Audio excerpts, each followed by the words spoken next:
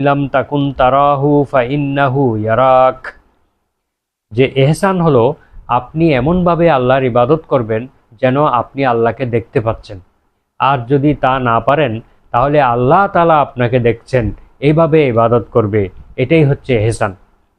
অর্থাৎ এহসানের দুইটা স্তর এখানে বর্ণনা করা হয়েছে। প্রথম স্তর হলো সরাসরি আল্লাহকে দেখতে পাচ্ছি এইরকম ভয়ভীতি নিয়ে, এরকম গাম্ভীর্য নিয়ে ইবাদত করা।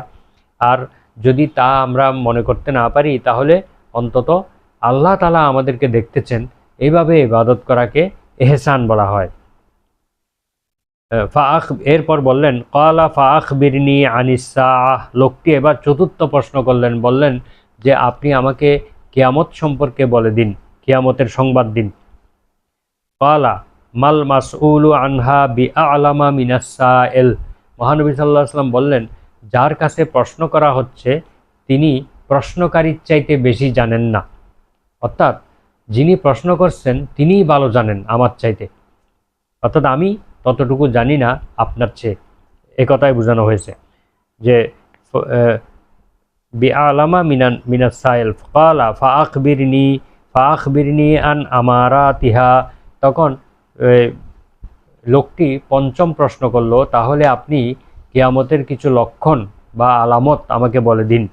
কিয়ামত যদি কখন হবে এটা না বলতে পারেন তাহলে কিয়ামতের কিছু আলামত আপনি আমাকে বলে দিন। ক্বালা আন তালিদাল আমাতু রাব্বাতাহা। নবীজি বললেন প্রথম আলামত হলো যে দাসী তার প্রভুকে প্রসব করবে, দাসী তার প্রভুকে প্রসব করবে। ওয়া আন তারাল হুফাতাল উরাতাল আল্লাতা রিআ আন নাসি ইয়াতাতাওয়ালুনা ফিল বুনিয়ান। আর তুমি দেখতে পাবে যে নগ্ন পা বিশিষ্ট, বস্ত্রহীন এবং মেষপালক রাখালদেরকে দালান কোটা তৈরিতে প্রতিদ্বন্দ্বিতা করতে দেখতে পাবে, প্রতিযোগিতা করতে দেখতে পারবে। ক্বালা সুম্মা ইনতালাকা।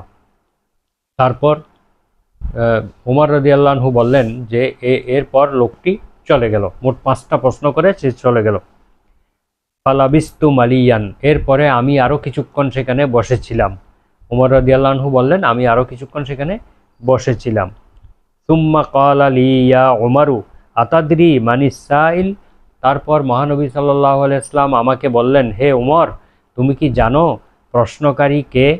আমাকে যে এতগুলো প্রশ্ন করে গেল, এই প্রশ্নকারী কে তুমি কি চিনতে পেরেছ? কুলতু আল্লাহু ওয়া রাসূলুহু